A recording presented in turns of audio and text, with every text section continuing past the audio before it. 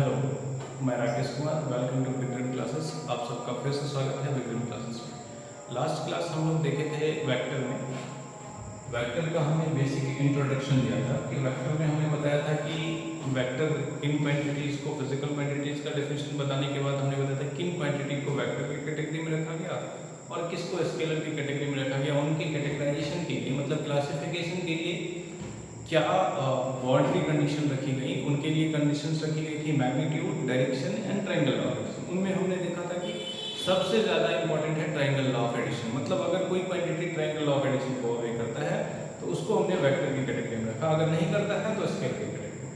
और triangle law of addition के बारे में हमें बताइए किसी भी वेक्टर को जोड़ने या घटाने से रिलेटेड है। मतलब अगर सिंपल अलजेब्रा का रूल के हिसाब से अगर हम दो फिजिकल क्वांटिटी को जोड़ या घटा पाते हैं तो वो स्केलर की कैटेगरी में रखा गया, और अगर हम सिंपल अलजेब्रा से ऐसा नहीं कर पाते हैं तो उसको वेक्टर की कैटेगरी में रखा गया। इन सब चीज़ों पर हमने डिस्कस किया था लास्ट लेक्चर। अब लेक्चर 1 देख लेंगे वेक्टर एंड स्केलर। आज हम कह रहे थे कि हमने वेक्टर का तो डिफाइन तो कर लिया, डेफिनेशन देने के बाद हम देखेंगे कि वेक्टर की और प्रॉपर्टीज क्या क्या है। मतलब प्रॉपर्टीज कहने का मतलब वेक्टर को पहचानते कैसे हैं, लिखते कैसे हैं, इन सब चीज़ों को फोकस करें। तो सबसे पहले है कि किसी भी वेक्टर का नोटेशन, मतलब अगर हम बात करें तो वेक्टर को रिप्रेजेंट कैसे करते हैं। किसी भी वेक्टर का रिप्रेजेंटेशन कैसे होता है वो सबसे इम्पोर्टेंट है। रिप्रेजेंटेशन ऑफ एनी वेक्टर, किसी भी वेक्टर को हम रिप्रेजेंट करते हैं एक तीर के हेल्प से, और उसकी किसी एक साइड क्या लगा देते हैं एरो। अब जब भी कभी वेक्टर को हम ड्रॉ करेंगे तो ऐसे ड्रॉ करेंगे, जैसे अगर ये मान लो ये पॉइंट ए है और ये पॉइंट बी है, तो अगर हम ए और बी लिखना चाहते हैं इसको हम पढ़ेंगे क्या, बोलेंगे वेक्टर ए। क्या पढ़ेंगे? वेक्टर ए बी पढ़ेंगे, इसके ऊपर के लिखा। तो देखो अगर हम किसी भी वेक्टर को लिखेंगे तो एक लाइन से रिप्रेजेंट करते हैं ग्राफिकल मेथड में बात से, और आगे एक तीर लगा देते हैं। अब vector is represented by a line with an arrow. किसी भी वेक्टर को हम लाइन से डिनोट करते हैं, और vector is represented by a line with arrow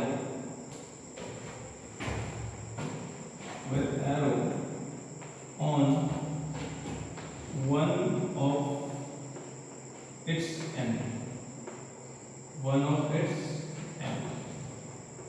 इसके एक छोर पर एक तीर लगा देंगे, उसको क्या कहते हैं? वेक्टर कहते हैं। जहां पे ए को हम इनिशियल पॉइंट कहते हैं, किसी भी वेक्टर का इनिशियल पॉइंट कहने का मतलब है शुरुआत में। फिर इसको इनिशियल पॉइंट या कहते हैं टेल, या किस नाम से जानते हैं?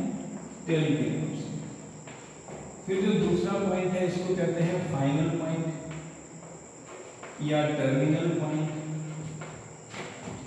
या क्या कहते हैं? Terminal point.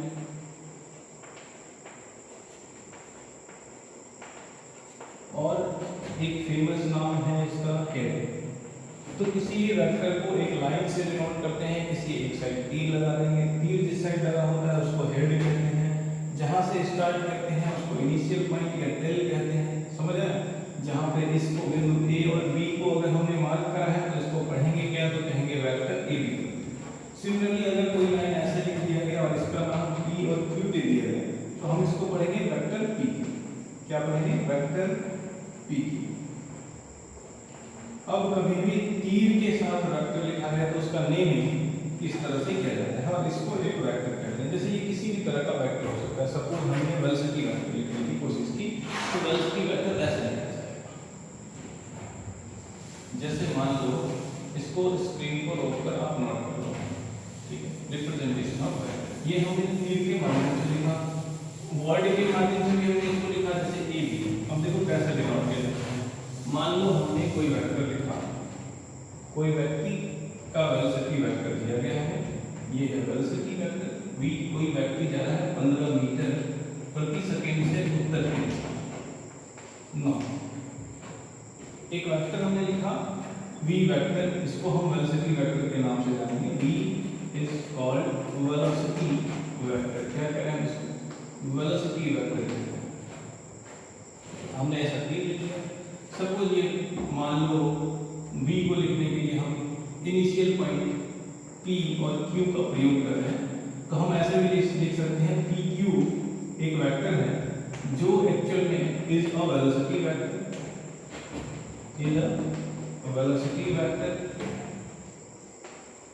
And v vector, ऐसा शॉर्ट में लिख सकते हैं। तो वेक्टर को जो डिनोट किया जाता है वो इस तरीके से किया जाता है। किसी भी वेक्टर को जब भी लिखेंगे तो तीर, जैसे बहुत सारे वेक्टर होते हैं, जैसे मान लो x y से तो हम लोग परिचित ही हैं, इसमें और वेक्टर मान लो ऐसा वेक्टर o a, तो इस वेक्टर का क्या नाम लेंगे o a वेक्टर। ये कोई अलग बात नहीं है। इधर मान लो b ड्रा कर लिया तो इस वेक्टर को क्या नाम दे देंगे वो भी वेक्टर। किसी ने इधर की ओर c वेक्टर ड्रा कर लिया तो this may be named as OC vector. तो वेक्टर जब भी लिखा जाएगा एक लाइन के साथ, एक इनिशियल पॉइंट, एक फाइनल पॉइंट, या टेल और हेड कहते हैं, टेल और हेड। इनिशियल और फाइनल को मिलाकर उस पर तीर लगा दिया नाम के ऊपर तो वह वेक्टर पर डिपेंड करेगा। समझ गए? ये सभी तरीका है वेक्टर को लिखने का, रिप्रेजेंट। ठीक है, ये तो बेसिक है। जैसे हम समझते हैं उसका रूपरेखा कैसा होगा, वैसे हम समझ रहे हैं कि वेक्टर को लिखा कैसे जाएगा वो समझ। ये था वेक्टर को पहचानना। अगर हमने वेक्टर को पहचान लिया तो इसके बारे में और कुछ जानते हैं, जैसे मैग्नीट्यूड ऑफ अ वेक्टर। आज जो सीखेंगे वो सिर्फ वेक्टर का इंफॉर्मेशन होगा। किसी भी वेक्टर को जब लिखते हैं तो उसमें मैग्नीट्यूड का क्या मतलब है, हम बहुत बार मैग्नीट्यूड का जिक्र भी कर चुके हैं, इसीलिए हम पहले लिखेंगे मैग्नीट्यूड ऑफ अ वेक्टर। जब भी कोई वेक्टर लिखते हैं, एग्जांपल के तौर पर तुमने किसी वेक्टर को लिखा, इसको एक जनरली डिस्प्लेसमेंट वेक्टर कहते हैं। कौन सा वेक्टर कहते हैं? Displacement vector. अगर मान लो किसी ने डिस्प्लेसमेंट वेक्टर, सपोज कोई व्यक्ति कहीं से चलकर 50 मीटर नॉर्थ की ओर गया, किधर की ओर? 50 मीटर नॉर्थ की। सपोज ये ए है और ये बी है, इसका शॉर्ट में नाम हमने आर वेक्टर दिया। तो हमने लिखना चाहा है ए बी वेक्टर, जो कि शॉर्ट नाम इसका हमने क्या लिखा है? आर लिखा है। ये लिखना चाहते हैं तो आर बराबर हम क्या लिखेंगे? आर बराबर लिखेंगे 50 मीटर नॉर्थ। अब अगर हम बात करें तो देखिए ये एक वेक्टर है, ये भी एक वेक्टर है, इसको कहते हैं डिस्प्लेसमेंट वेक्टर। उसमें क्या रखा हुआ है? ये 50, ये मीटर और ये नॉर्थ। अगर हम गौर से देखें तो ये एक नंबर वाला हिस्सा है। किसी भी वेक्टर में एक नंबर वाला हिस्सा है, नंबर पार्ट है। ये कौन सा पार्ट है? नंबर। किसी भी वेक्टर का नंबर पार्ट है। नंबर पार्ट के बाद ये वाला पार्ट आता है यूनिट, इसको क्या कहते हैं? यूनिट। और ये पार्ट क्या होता है? Direction.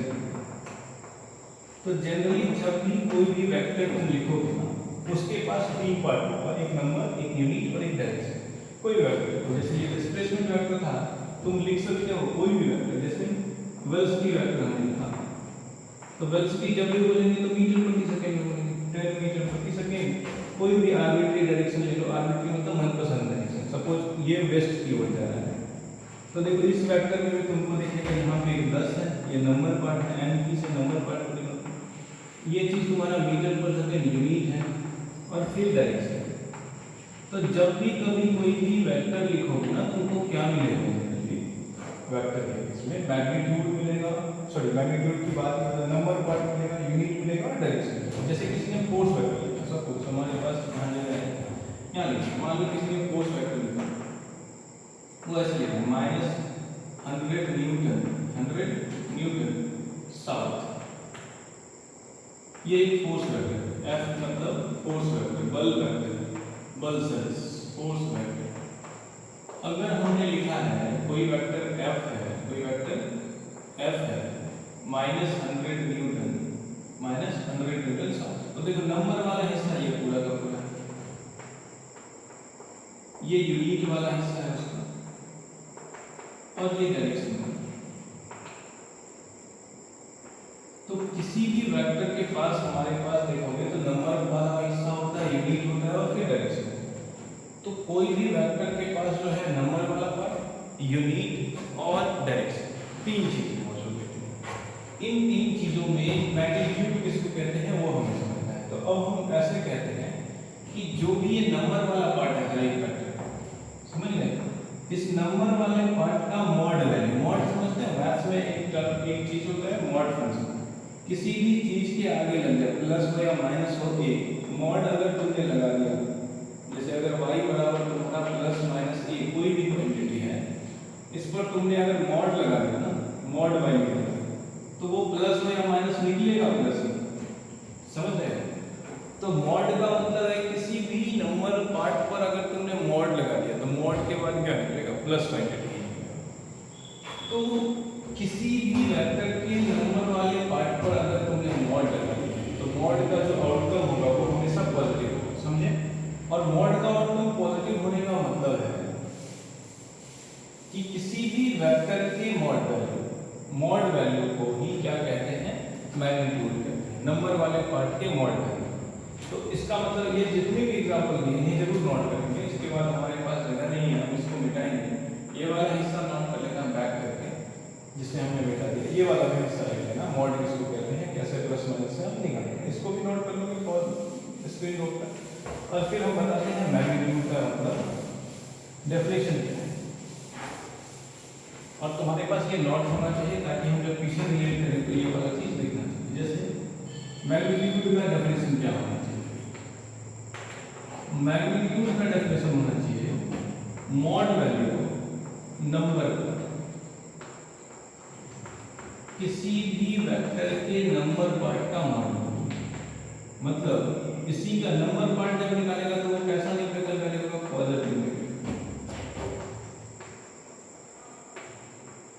Positive numerical value of any vector is called magnitude. किसी भी वेक्टर का पॉजिटिव न्यूमेरिकल पार्ट का ही क्या कहलाता है, मैग्नीट्यूड। पॉजिटिव न्यूमेरिकल पार्ट कौन सा, mod value of any vector is called magnitude. जैसे अभी तक हमने जितने भी वेक्टर्स लिखे थे, एक वेक्टर तुम्हें याद होगा हमने कुछ ऐसा 50 मीटर करके लिखा था, इसका मॉड वैल्यू जब निकाल दी, जैसे कोई वेक्टर 50 मीटर नॉर्थ लिखा था हमने, इसकी मॉड की बात करें, चाहे ये वेक्टर r था हमारा, यहाँ कहते हैं हमने r का मॉड जब निकाल दिया, ऐसे लिखते हैं मैग्नीट्यूड को डिनोट करते हैं। इसके ऊपर मॉड लगा देने का मतलब, या इसको बिना तीर के लिखने का मतलब है उसका मैग्नीट्यूड का जिक्र करना। क्या किसका जिक्र करना है, मैग्नीट्यूड। इसको बोलते हैं मैग्नीट्यूड ऑफ r। क्या पढ़ेंगे इसको, magnitude of vector r, magnitude of vector r। या ये तीर निकाल लोगे तो उसका भी मतलब वही होगा, ये जो निकालेंगे तो कितना होगा, मॉड 50, मॉड 50 निकल कर भी क्या आएगा 50। तो वेक्टर r का मैग्नीट्यूड इस तरह से लिखेंगे 50। कोई और वेक्टर है उसके मैग्नीट्यूड की बात करते हैं। जैसे हमने दूसरा वेक्टर दिया p, सपोज ये 5 kg मीटर प्रति सेकेंड ईस्ट है। अगर हमसे बात करी जाए नंबर पार्ट ये है, इसका मॉड लेंगे मॉड p या सिर्फ खुला p लिखेंगे, इसका मतलब होगा मैग्नीट्यूड ऑफ p, ये होगा -5 का मॉड, दैट इज तो p का जो मैग्नीट्यूड है कितना है, 5 है। इसी तरह और बहुत सारे एग्जांपल ले सकते हैं जहां पर हम समझ सकते हैं कि किसी भी वेक्टर के मैग्नीट्यूड का क्या है। अब हमारा ये था मैग्नीट्यूड ऑफ अ वेक्टर। इस तरह से हम किसी भी वेक्टर के मैग्नीट्यूड को समझ सकते हैं इजीली। इसके बाद अगर हम बात करें मैग्नीट्यूड की बात, मैग्नीट्यूड यूनिट और डायरेक्शन तुमने समझ लिया है। कोई भी वेक्टर 3 सेगमेंट से बना होता है, नंबर वाला पार्ट, नंबर वाले पार्ट पर मॉड लगा तो वो मैग्नीट्यूड देगा। लिखते कैसे हैं किसी भी वेक्टर का मैग्नीट्यूड, तो उस पर मॉड लगाते हैं। जैसे ए मैग्नीट्यूड एक क्लास टाइम में फिर से समझ, जैसे कोई वेक्टर ए दिया और ये वेक्टर दिया है -150 न्यूटन स्पीड, तो अगर तुमसे पूछा है find magnitude of A, find, तो तुमको तो वैसे देखने से ही लग रहा है ये 150 मैग्नीट्यूड ऑफ ए का मैग्नीट्यूड, तो कहेंगे कि ए का मैग्नीट्यूड जो होगा वो 150 होगा। क्यों भैया, तो ये मॉड लगा तो ये हो जाएगा तुम्हारा 150 और मॉड को ही मैग्नीट्यूड ऑफ ए को शॉर्ट में क्या लिख सकते हैं, ए के ऊपर, तीर के ऊपर दोनों साइड जैसे घेर दिया तो ये मैग्नीट्यूड ऑफ ए पढ़ेंगे इसको, या इसके ऊपर से तीर निकाल दिया तो इसको भी क्या पढ़ेंगे, मैग्नीट्यूड ऑफ ए। ये बात भी पता होना चाहिए, ठीक है। नेक्स्ट प्रोसीड करते हैं। मैग्नीट्यूड हमने समझ लिया सिंपल शब्दों में कि किसी भी वेक्टर का नंबर वाला पार्ट का मॉड वैल्यू मैग्नीट्यूड होता है। ठीक, अब इसके बाद है कि जैसे वेक्टर को ड्रॉ कैसे करते हैं, ड्राइंग ऑफ अ वेक्टर या प्लॉटिंग ऑफ अ वेक्टर। तो हम ड्राइंग हेडिंग करेंगे, drying of a vector in north south east west system, मतलब उत्तर दक्षिण पूर्व पश्चिम वाले सिस्टम में वेक्टर को कैसे लिखते हैं इसको सीखेंगे। जब भी मैप में तुम देखोगे ना, नॉर्थ हमेशा कहाँ होता है, उत्तर ऊपर की ओर, उसके अपोजिट में क्या होगा, साउथ। अब देखो नॉर्थ की ओर इस हाथ को रखना और देखना किधर फेस जाता है, वो हमेशा पूरा ईस्ट। तो इस तरह से हम पहले तो north south east west system बनाएंगे, ये सिस्टम बना दिया हमने। अब मान लो हमें प्लॉट करना है किसी वेक्टर, जैसे हमने एक वेक्टर यहाँ लिखा कि ड्रॉ करिए ए को, ए जो है वो वेक्टर है -10 मीटर या 10 मीटर नॉर्थ की। कोई वेक्टर हमें ड्रॉ करना है ए जो कि 10 मीटर नॉर्थ।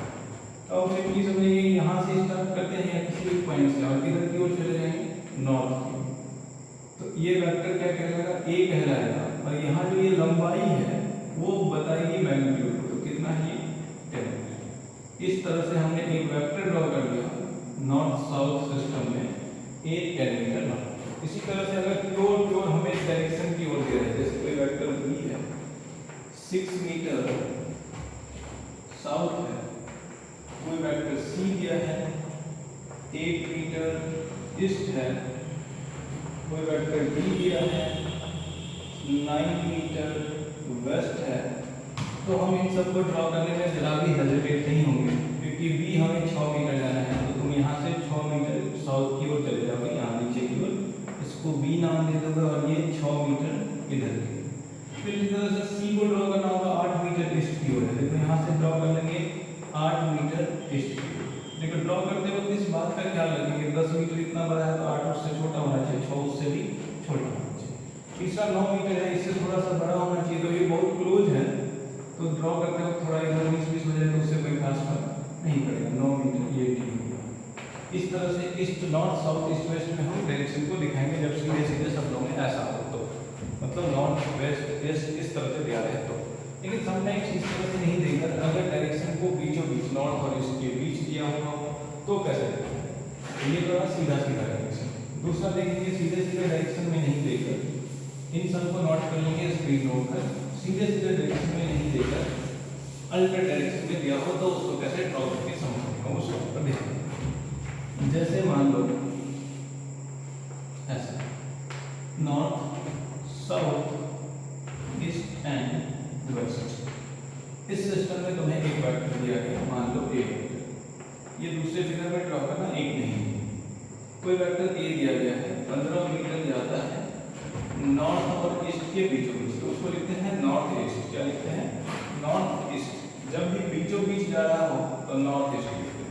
या कोई एक और तरीका है 15 metre making angle 45 degree, making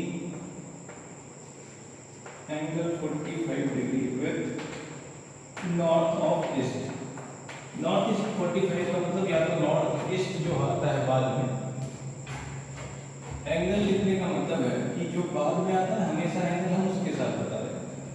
तो ईस्ट के साथ 45 का एंगल बना रहा है और नॉर्थ के बीचों बीच जा रहा है, तो इसीलिए जब इतना नहीं लिखना चाहते हैं बीचों बीच जा रहा हो तो सीधे सीधे शब्दों में बोलेंगे north east.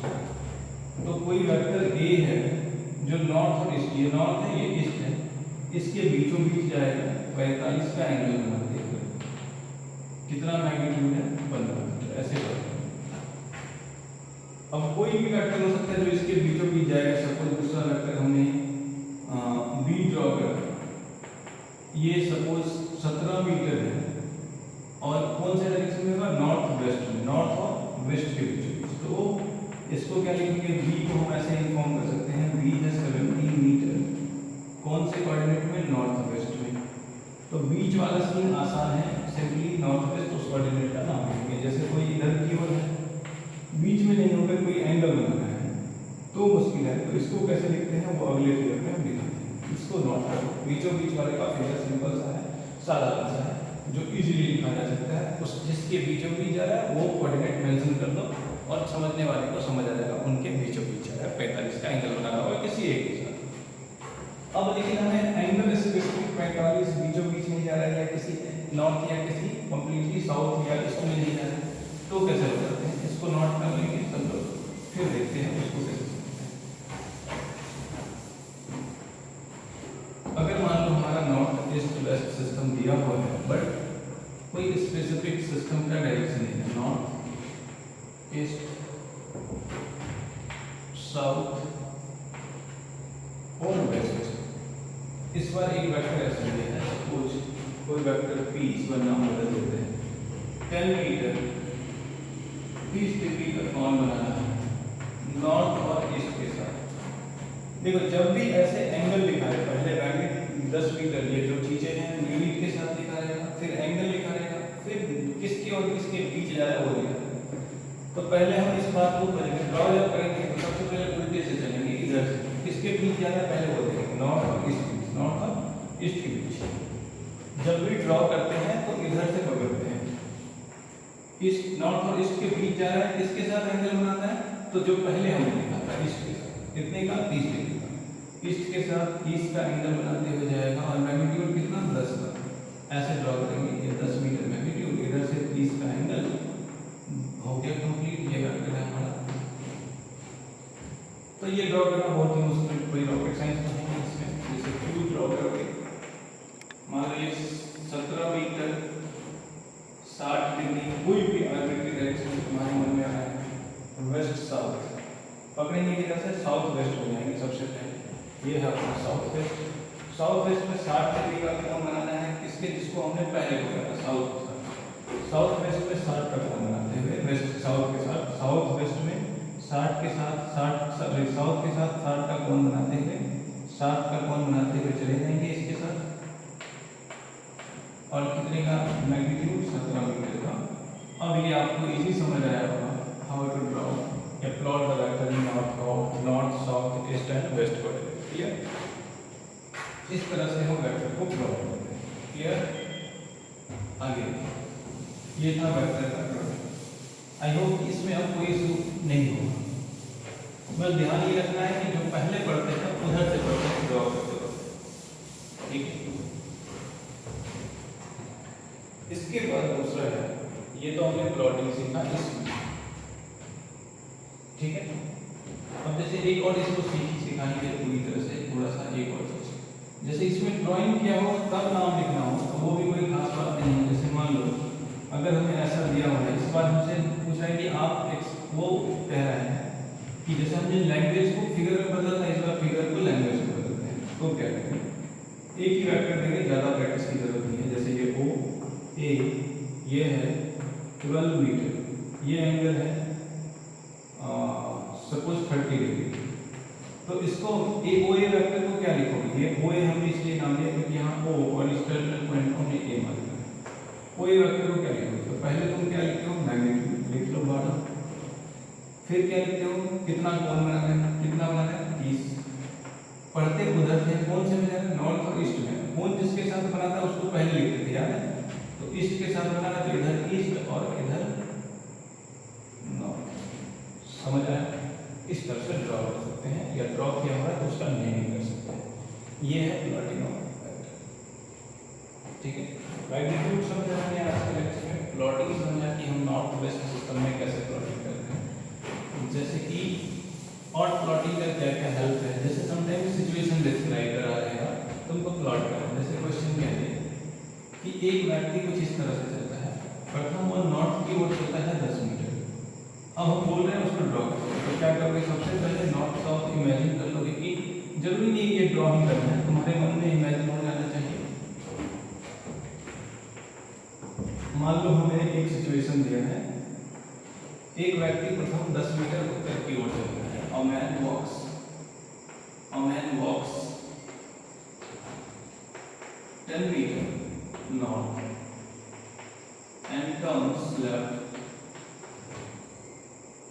turns left and walks 12 meter. ठीक है, and walks 12 meter and again turns and walks along